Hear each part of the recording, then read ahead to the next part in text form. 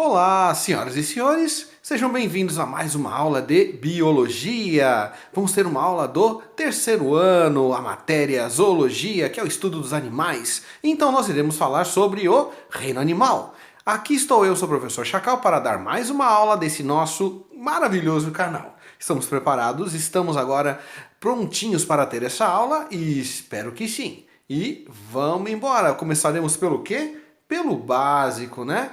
Que é lembrar o que você sabe sobre todos os animais. Se o senhor pegar aquela aula lá do passado, uma aula do segundo ano, o senhor vai lembrar de uma célula. E as células você tem que lembrar que tem a célula animal, vegetal, protista, a célula dos fungos e a célula de uma bactéria. Lembra? E dentre todas essas células, você tem que saber algumas coisas. Por exemplo, todo animal tem uma célula animal. Pronto. E isso não é uma bobagem. Sabendo que você tem uma célula animal, você, ser humano, um cachorro, um gato, uma mosca, sei lá, um inseto qualquer, todas as características que estão agora na tela, você e esses animais também têm. Nós temos, por exemplo, membrana plasmática, citoplasma e núcleo, que é uma característica que toda célula tem. Nós somos heterótrofos, então nós precisamos nos alimentar de outros seres vivos. Todo animal é assim. Nós temos isso em comum com uma barata, por exemplo. Ela vai se alimentar de outros seres vivos e nós também. Todos nós animais somos pluricelulares. Não existe um animal que tenha apenas uma única célula em seu corpo, ok? Então todos nós, lá do vermezinho até um elefante, todos nós somos pluricelulares. Temos o nosso corpo feito de mais de umas células. Beleza? E por último, que são as três características fundamentais, você vai ter também que toda célula animal é eucarionte. Lembra? Eucarionte significa núcleo organizado. Um núcleo onde tem o seu DNA, um material genético, separado do citoplasma através da membrana nuclear, também chamada de carioteca, que você pode ver aí também na nossa imagem, né? Nós temos dentro do citoplasma várias organelas citoplasmáticas. A mitocôndria não é uma exclusividade dos animais, porque você sabe que os protozoários também têm, né? Os protistas também têm, os fungos também têm e os vegetais também têm, tá? Mas o centríolo é uma organela que é exclusiva da célula animal e é responsável pela nossa divisão celular. Beleza? Sabendo disso, nós agora estamos aptos para ir para a próxima parte, certo? Olha que bonito. Nessa parte nós temos a árvore filogenética do reino animal. E dentro da árvore filogenética do reino animal, você sabe que nós temos lá, dentro de um reino, vários filos. Nós temos aí 9 filos. Esses 9 filos estão dentro do reino animal. Do mais simples à esquerda ao mais complexo à direita. Uma coisa que a gente tem que aprender e não pode esquecer é não iremos dizer que um é mais evoluído que o outro, beleza? Nós não podemos afirmar uma coisa dessa porque isso não seria verdade. Porque falar que alguém é mais evoluído não significa que seja melhor, beleza? Significa que seja apenas melhor adaptado a uma característica, a uma situação específica. Ok? Então vamos lá. O que você tem aí? Você tem os poríferos, os cnidários, os plateumintes, os nemátodas, os moluscos. Você tem depois o anelídeo, o artrópode, o equinodermo e os cordados. Só que se você olhar aí logo abaixo, você vai ver que a árvore filogenética dos invertebrados. Então os cordados que estão ali na nossa árvore, eles não deveriam estar. Porque os cordados é onde nós estamos. E nós somos vertebrados porque temos vértebras, coluna vertebral e etc e tal. Então o que vai ficar são esses 8 aí. A nossa aula começa por esses 8 filos de animais invertebrados, começando no porífero e chegando até o equinodermo. A sequência a gente não vai dar tanta importância porque cada árvore filogenética vai ser montada de acordo com as características do seu criador, né? Pode ver lá que você tem lá um molusco antes dos anelídeos. Tem alguns autores que colocam os anelídeos junto com os nemátodas. Porque o anelídeo, o nemátoda e o plateuminte são 3 filos de vermes, né? Nossa, que legal, que interessante. Mas tudo bem. Beleza? Então nossa aula vai começar a partir daí. Senhores, Uma coisa que a gente também tem que deixar bem claro é que a nossa aula de reino animal não será perfeita. Uma coisinha vai faltar. Nós não iremos falar sobre folhetos embrionários. Então, todos os animais que a gente for estar tratando, nós não vamos falar se ele é diblástico ou triblástico. Nós também não iremos tratar um animal se ele é, por exemplo, acelomado, pseudocelomado ou celomado. E nós também não iremos tratar os animais se eles têm simetria radial ou simetria bilateral ou se não são, né? Se não tem simetria. Isso nós não iremos abordar, ok? Nós iremos abordar o quê? Como você vai ver já já. Nós iremos abordar quem são eles, onde vivem, alguma característica específica a respeito dos seus sistemas e, por exemplo, uma célula, alguma coisa que dê destaque a eles. Tudo bem? Eu espero que os senhores se apropriem de pelo menos uma palavra-chave sobre cada um dos filos. Essa é a ideia. Tudo bem? Beleza. Poríferos! Meus amigos e minhas amigas, a nossa aula começa aqui. Quando você vai falar sobre poríferos, é o primeiro filo de invertebrados que nós iremos aprender. Essas imagens que vocês estão vendo não são plantas, são animais. E o porífero é o animal que tem poros, como o próprio nome já diz, representado pelas esponjas, que é o nome de todos esses 4 animais que estão na figura aí, e não é planta. Apesar de parecerem plantinhas bonitinhas, maravilhosinhas, não são plantas, são animais. E sendo animal, o que você já sabe sobre esse filo, sem nem precisar olhar? Ai, professor, eu sei, são todos pluricelulares, todos eles são eucariontes e todos eles são heterótrofos, não é? Sim, que é a característica que todo animal tem, eu já expliquei isso, né? Todos eles têm uma organela chamada centríolo, responsável pela sua divisão celular. Tá vendo? Coisas que nós já aprendemos sobre os animais. Então vamos lá.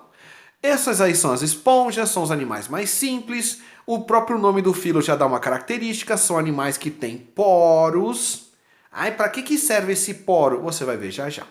O que você também tem que aprender? É o primeiro, não é? Não é o mais simples. Então ele vai ter absolutamente quase nada, né? Por exemplo, ele tem sistema nervoso? Não. Digestório? Não. Circulatório? Não. Excretor? Não. Ele não tem sistema. Praticamente ele não tem nem tecido verdadeiro. Ele é quase como se fosse a briófita lá do reino vegetal. Lembra? O vegetal mais simples era a briófita. O animal mais simples é o porífero. Lembra desses detalhezinhos aí? Quer ver outro detalhe? Todas as esponjas são do ambiente aquático. Então a nossa vida animal surgiu no mar, nos oceanos, beleza? E outro detalhe interessante é, todos os poríferos são sésseis. Isso significa que eles são animais fixos no substrato. Eles estão presos no chão, eles não têm vida livre. Ok? Então isso aí é o início, o primórdio do reino animal. Ok? Esponjas, ficou bem claro? São animais que têm poros, são animais aí que vão ter as características que todo animal tem, tá? Ficou tudo tranquilo? Continuando, falando sobre o corpo da esponja, você tem aí do seu lado esquerdo como é que ele funciona. É como se fosse um tubo onde dentro é oco e tem uma abertura em cima, né?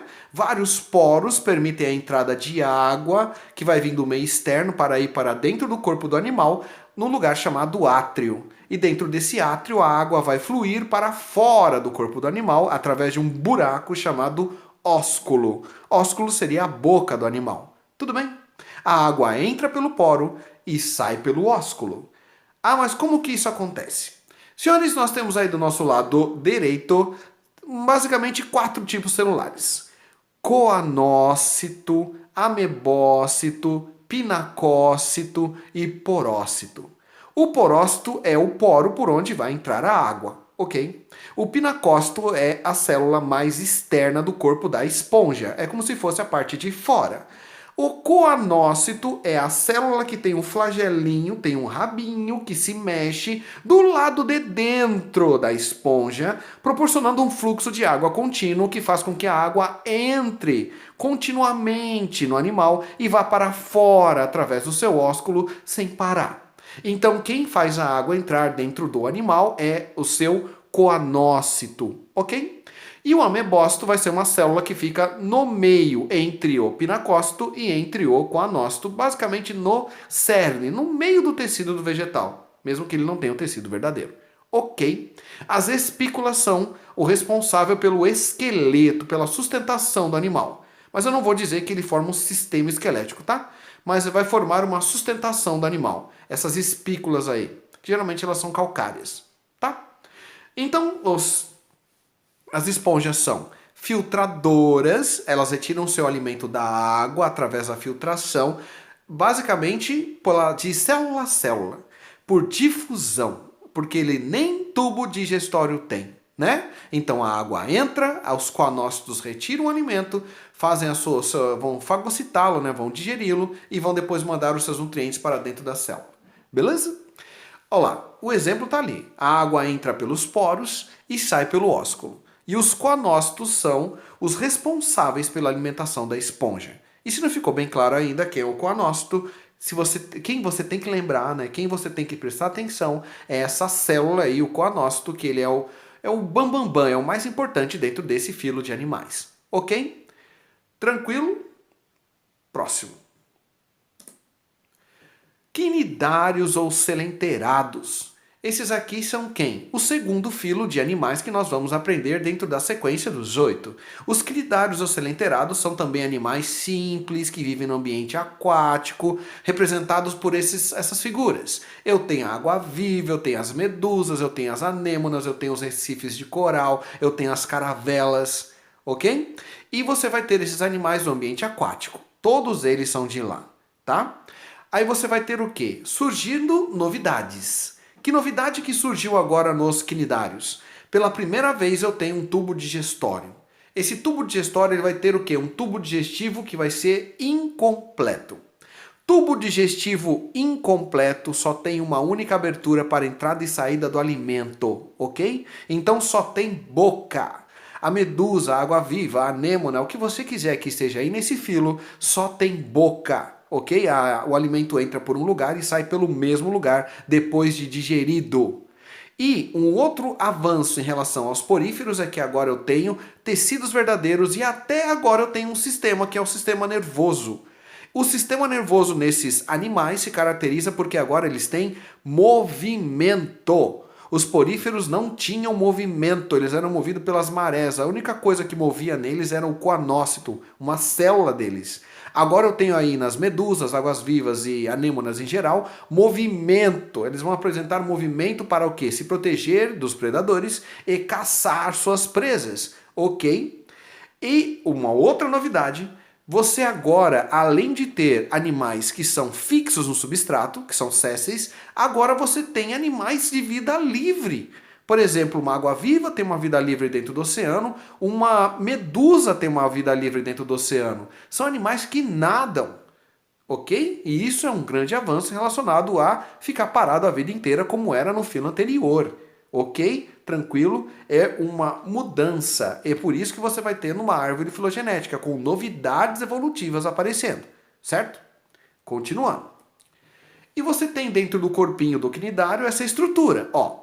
Do lado esquerdo é o pólipo, que é fixo. Ele é como se fosse uma anêmona, parada em algum lugar. E do lado direito você tem a medusa, que é, por exemplo, uma água-viva ou uma caravela, que tem vida livre. Elas nadam pelo oceano. O que eu tenho que reparar nesse desenho aí?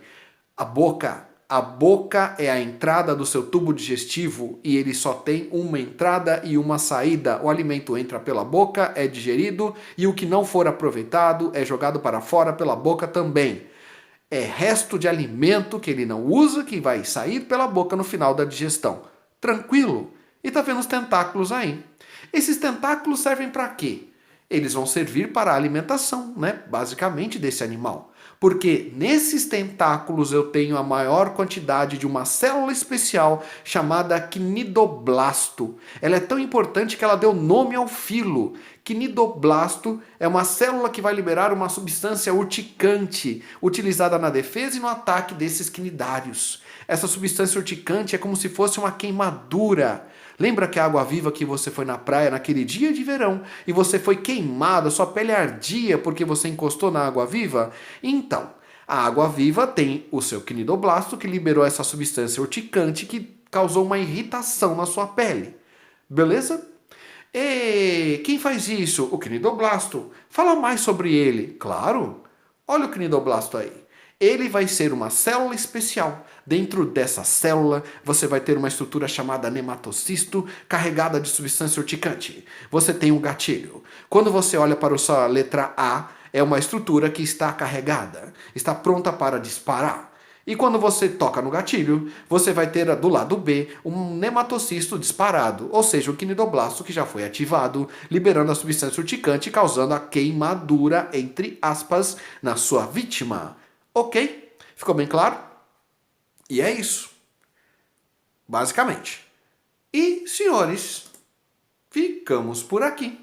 O que nós aprendemos? Uma introdução sobre os 8 filos do reino animal. Nós aprendemos sobre 2 filos somente, poríferos e cnidários. E você tem que lembrar da palavra coanócito para porífero e você tem que lembrar da palavra cnidoblasto para cnidário. Ficou bem claro? Eu espero que sim. Eu espero que os senhores estejam aqui na nossa próxima aula. Eu espero que os senhores acompanhem a nossa jornada até chegar no último filo do reino animal, que está um pouquinho distante agora. Tudo bem? E fiquem bem. Tchau, tchau.